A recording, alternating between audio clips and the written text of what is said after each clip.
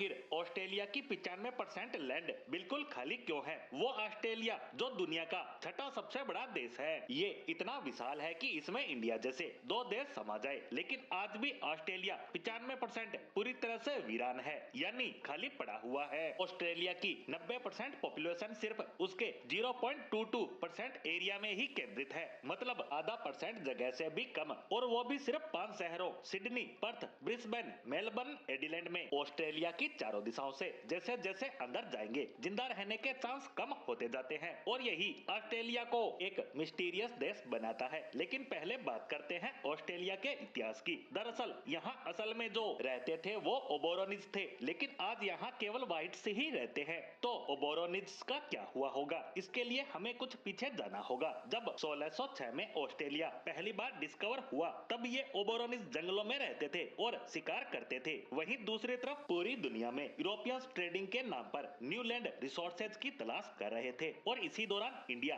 Africa और USA की भी खोज हुई। इस बीच 26 जनवरी 1788 को अंग्रेज बोटनी बे, जो एरिया सिडनी में है, में लैंड किए, और जब उन्हें ऑस्ट्रेलिया के इस कल्चर के बारे में पता चला कि यहाँ के लोग जमीन पर मालिकाना हक नहीं जताते और एक जगह से दूसरी जगह घूमते रहते हैं, तो उन्हें यहाँ बड़ी अपॉर्चुनिटी दिखी। उन्होंने इस जगह को टेरानूल्स नाम दिया, यानी ऐसा लैंड जिसका कोई राजा नहीं। यहाँ के लोगों ने अंग्रेजों का फ्रेंडली स्वागत किया, लेकिन अंग्रेजों का मकसद तो कुछ और ही था कि इस जगह को अपनी पिनल कॉलोनी बनाना, यानी ऐसी जगह जहाँ अपराधियों को सजा के तौर पर रखा जाता है, जैसे भारत में काला पानी जेल। ऐसे में 1788 से 1868 तक 1,62,000 अपराधियों को यहाँ लाकर छोड़ा गया, जिसका ओबोरोनिज को अंदाजा भी नहीं था। ये अपराधी यहाँ खाली हाथ नहीं बल्कि अपने साथ सैकड़ों बीमारियां जैसे chicken pox, small pox, measles, scarlet fever, whooping cough जैसी अनेकों बीमारियां जो अंग्रेजों ने पूरे विश्व में घूम घूम कर इकट्ठा की थी, जो बीमारियां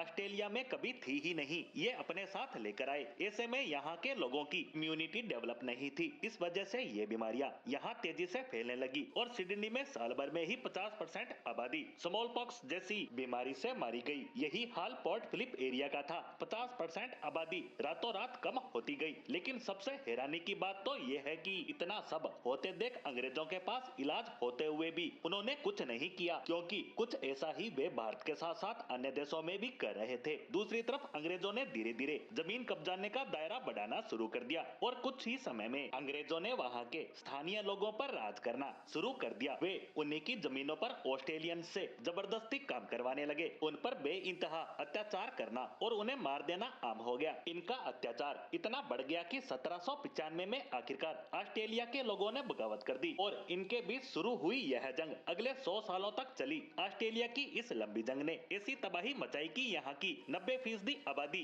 एक झटके में खत्म हो गई। 7.5 लाख की आबादी महज 75,000 के करीब रह गई। हालांकि ऑस्ट्रेलिया की खोज के बाद कई और देशों जैसे जापान, चीन और जर्मन लोग यहाँ ट्रेड करने आए। उस हिसाब से वहाँ की जनसंख्या 50 लाख तो थी, लेकिन स्थानीय जनसंख्या लगातार मारी जा रही थी। और इसके बाद शुरू होता है विश्व युद्ध, जिसमें अंग्रेजों ने रही सही कसर भी पूरी कर दी, जिस पर बात करेंगे अगले पार्ट में।